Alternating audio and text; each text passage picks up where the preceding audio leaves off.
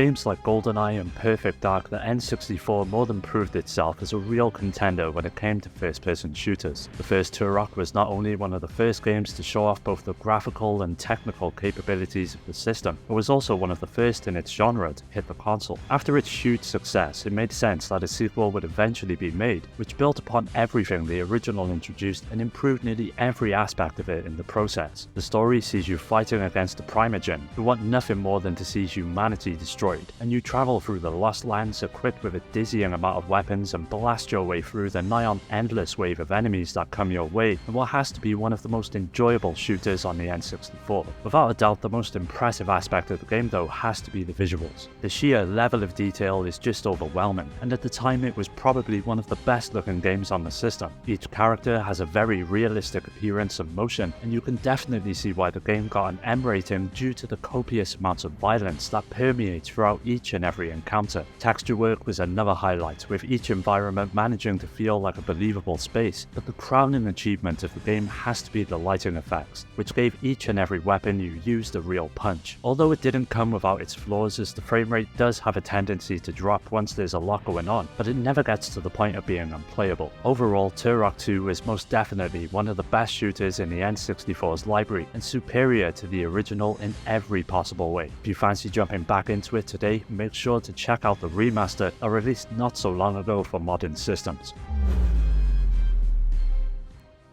Wave Race is a jet ski racing game that at the time boasted some of the most impressive visuals you could find on the console. Releasing quite early into the N64's lifecycle, it saw you take into the waves and battling your rivals to come out on top. It wasn't just about racing though, as a pretty extensive trick system was included that allowed you to express yourself in many different ways. Coupled with excellent music, genius track design, and some of the tightest controls you could find in a racer, it managed to put most of its competition to shame. The first thing many players noticed, however, was the game's presentation. From the beautifully rendered sunsets to the realistic wave patterns, Wave Race 64 definitely took advantage of the Nintendo 64 in many ways that other games could only dream of. By far the most stunning detail had to be the water itself, that realistically reacted and rippled with your movements as you splashed and weaved through the waves. Even today, it still looks just as impressive and stands as a testament to what the N64 was capable of, especially when in the hands of the right developers. Sure, the characters are quite blocky, but their animation more than makes up for it by providing realistic movements that convey the weight of each and every turn you make. The result was an overall smooth appearance that gave the game a sort of elegant quality as you made your way around each track. It's unfortunate that the Wave Race series has been somewhat dormant since the days of the GameCube, and even though it's possible to go back and enjoy this classic today on the Switch through the online service, it's still a series I'd love to see make a comeback, with a full-blown remake or an entirely new entry that could bring it up to date. Killer Instinct Gold was originally released in the arcades as a sequel to the popular fighting game that made a huge splash on the Super Nintendo. Like most fighters, it presented a range of different characters that all shared a string of basic moves, but stood out thanks to the several special attacks that each of them possessed. From the deadly but beautiful Orchid to the grotesque and intimidating Fulgor, there was plenty on offer for players to find one that suited their approach. Just like the original, there was a huge focus on combos, which formed the basis of the fighting system. And sure, it was possible to simply mash your way to victory, but for players that took the time to learn the intricacies of the mechanics in play, it was possible to slaughter your enemy in a flash and perform some of the most impressive and downright gory moves many had seen at the time. The battles unfolded with lightning-fast action and fluid character animation at 60 frames per second, but it wasn't as good looking as its arcade counterpart, as many corners needed to be cut in order to get it up and running. The pre-rendered FMV backgrounds of the arcade release were instead replaced with fully 3D rendered stages and managed to offer up some really impressive camera angles as each fight played out. As you would expect though, the poly count and resolution took a huge hit, especially the character models and the animations that came along with them, looking noticeably downgraded for the home version. Despite these changes though, it still looked absolutely phenomenal, and once again proved that Rare were true masters of their craft. At the end of the day, Killer Instinct Gold is still a solid fighting game that has stood the test of time, and is easily one of the best you'll find on the N64. Even though GoldenEye is a game that constantly gets brought up when talking about the N64, The World Is Not Enough feels like it never gets a fair shake and has instead had to live in the shadow of its former success. On a technical level, this game absolutely slaps it out of the park and was a huge improvement on what had come before. Like the title suggests, it closely follows the events of the film and sees you jumping into the shoes of James Bond as you tackle a series of levels and utilize an ever-increasing amount of weapons and gadgets. But for as fun as the gameplay is, it's the visual presentation that truly shines. First up are the weapons that are painstakingly detailed with individual reload animations and effects that grant them a real weight when you fire off a shot. On top of this, you've got the character models that offer a definite improvement over the ones you'd find in GoldenEye, especially when it comes to faces, and thanks to the use of the real voices of the actors of the film, each cutscene feels like an authentic take on the story, lending the game a true cinematic quality as the events play out. Now this is one game that benefits from the use of the expansion pack that players could buy to increase the visual quality of their game. Without it, the environmental textures often look quite jaggy, but if you did have one installed, it made the experience far more easier on the eyes. Ultimately, it never quite reaches the same heights of Perfect Dark, but The World Is Not Enough still presents what had to be at the time one of the most authentic takes on the 007 property, and once again proved that when it came to first-person shooters on console, the N64 was the place to be. With its responsive controls, beautiful graphics, and a slamming soundtrack to match, it's easily one of the finest shooters you'll find on the console. Serving as a sequel to the Super Nintendo hit, Pilotwings 64 took the franchise into the 3D space to some truly incredible results. The main idea of the game is to take part in several flying events that range from making your way through several rings in the sky to more intricate objectives like shooting down balloons or stray robots that litter the ground. You get to choose from one of 6 characters that all offer up their own benefits when it comes to piloting the several types of craft in the game. From hang gliders to rocket packs and gyrocopters, each possess their own unique qualities in the sky and require the player to get used to the intricacies of each as you make your way through the generous amount of missions that make up the game as a whole. Now, even though Pilotwings was one of the first N64 games, it still managed to deliver when it came to the visual department. Each island that makes up the game was a huge, impressive area that depicted various locales such as small towns to industrial sites that each had their own distinct visual makeup and textures that could be seen no matter how high or low you were flying above. There's an impressive lack of pop-in, and the draw distance avoided the then common fog technique that many games employed to cover up any imperfections. The different pilots and aircraft were also detailed quite well, lending the game in combination with the environments a distinct personality that the Super Nintendo version lacked. Of course, there are some imperfections like simple textures that make up forests on the ground, for example, but it's nothing that hinders the gameplay, and with the sheer scope of each location, it's more than understandable. Even though the future games in the series would surpass it, Pilotwings 64 is still a game with a lot to offer, and it's an enjoyable experience that remains just as fun today as it was back then.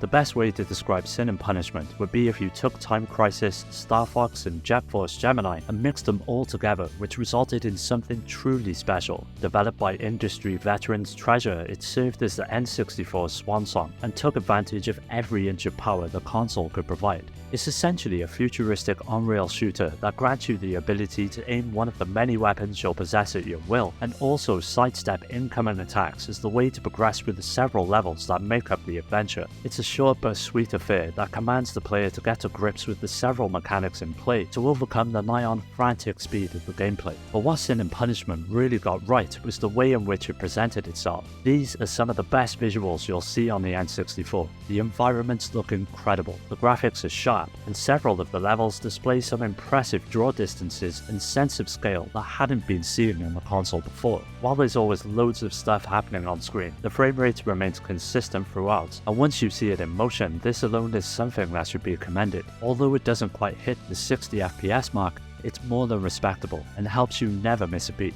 Adding to this are the effects that light up the screen in style, with several explosions and lasers flying by at breakneck speed as you race to the end of each level. Waiting for you there are the imposing and brutal boss fights where Sin and Punishment is at its best. It's here where most of the challenge lies, and it's bound to test even the most nimble-fingered players out there. If you're short on games to play on the N64, make sure you do not pass this one up. Put simply, Super Mario 64 has to be one of the most important video games that ever released, and has gone on to influence games right up until this day. Mario's first 3D outing proved to the world that it was possible to bring the legends of the 2D era screaming into the present by offering unprecedented control and visuals that were simply mind-blowing back in 1996. For the time, the game's graphics far surpassed anything we had seen before. The poly counts for the characters such as Mario, Peach, Toad and Bowser was simply off the scale, and this translated to the world itself. For the first time, it was possible to manipulate Mario in a 3D environment, with each of them offering up huge spaces to explore and collect stars that served as the primary motivation throughout the game. From the lush green landscapes of the Bomb-On battlefield to the icy cold, cool mountain, the sheer level of diversity on offer in the game's levels was a staggering achievement, and made making your way through it all the more enjoyable. There was no annoying fog obscuring the action, and instead most of the big objects in the environment were often hit by several twists and turns, allowing them to feel like a natural addition to each stage, instead of just suddenly appearing out of nowhere. It was clear early on when it came to games in the 3D space that an intuitive camera system would have to be implemented in order to keep the player on top of the action. Nintendo achieved this by allowing you to control the view yourself by mapping the camera to the C buttons, and for an early 3D game I can only think of a few instances where I couldn't get a perfect view. This aspect alone really helped the game succeed and would be copied by many other developers as the medium went forward. Overall, it is really rare that I would call a game perfect, but Mario 64 is the exception. The Legend of Zelda has long been one of Nintendo's flagship series, and on the N64 it was taken to a completely different level. Ocarina of Time was the first 3D adventure Link would embark on, and has set the stage for many of the games that would follow it. Graphically, it is an absolute dream, and is for sure one of the best looking games the console ever received. It managed to show off the power that's under the hood of the N64 by presenting large, vast, wide open environments with minimal fog and a surprisingly good frame rate to match. Of course, it did buckle once the action started to get out of hand, but it's nothing that would completely pull you out of the adventure. It wasn't just these larger than life aspects that helped it excel though, as in my opinion it was the little details that really hit home. These came in the form of several facial animations for Link that conveyed a series of emotions and really dragged you into the action that took place throughout the story. Couple this with the detailed models of each NPC and enemy as well as Link himself, and it all came together to create a believable adventure that managed to captivate many of those who played it. Sure, the textures were a bit muddy, especially when getting close up to walls, but nearly everything else in the game was represented in great detail, from the flowing fields of Hyrule to the dankest and deep caverns of the several dungeons that made up the game. At the time, it was something that just took my breath away. When it comes down to it, Ocarina of Time was revolutionary and would go on to become an entry in the series that many to this day still regard as the best. If you're new to the series and want to go back and try it for yourself, there's also the option to play the 3DS re-release that improved the game in many ways, but for me it'll always be the N64 version that holds a special place in my heart.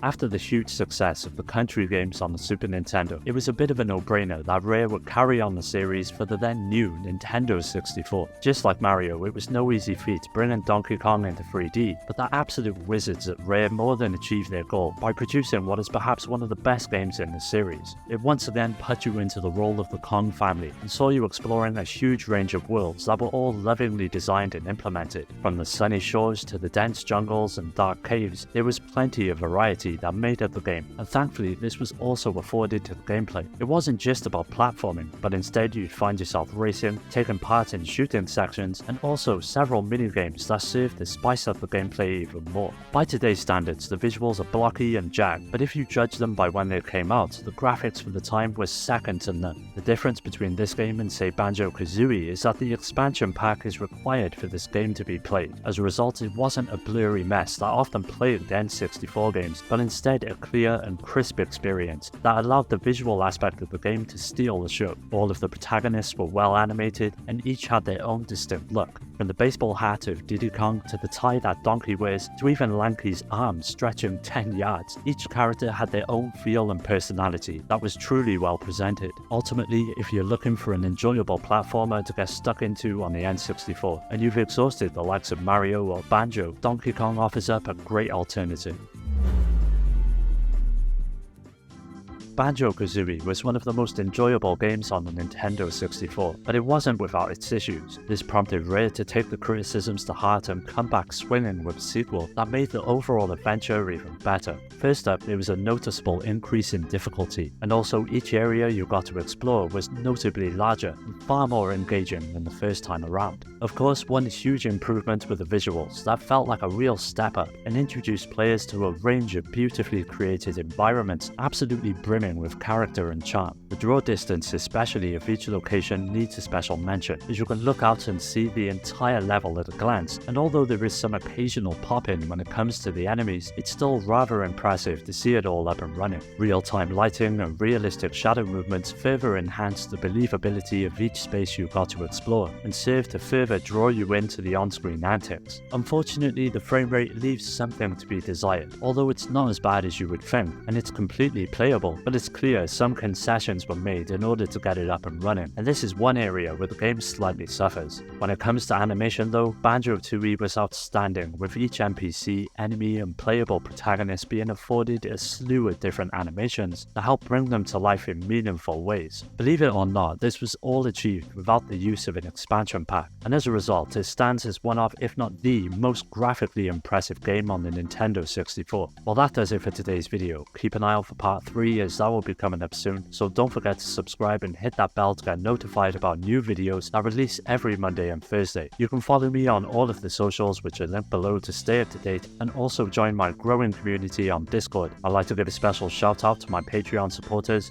Rhino, Skill Jim, Shuden, Richard, Amy, Daniel, Dio, Omar, Strider, Pierre, Carl, Awesome Jacket Dude, Maximus, Scott, Alfred, Terry, Ryan, Alex, GameCube Galaxy, Curse Salaryman and Paddy J for their continued support that helps make these videos possible. If you're interested in joining my Discord or supporting the channel through Patreon, you'll find all of these links in the description. As always, I want to thank you for watching the channel. Your support means the world to me, so until next time, take care.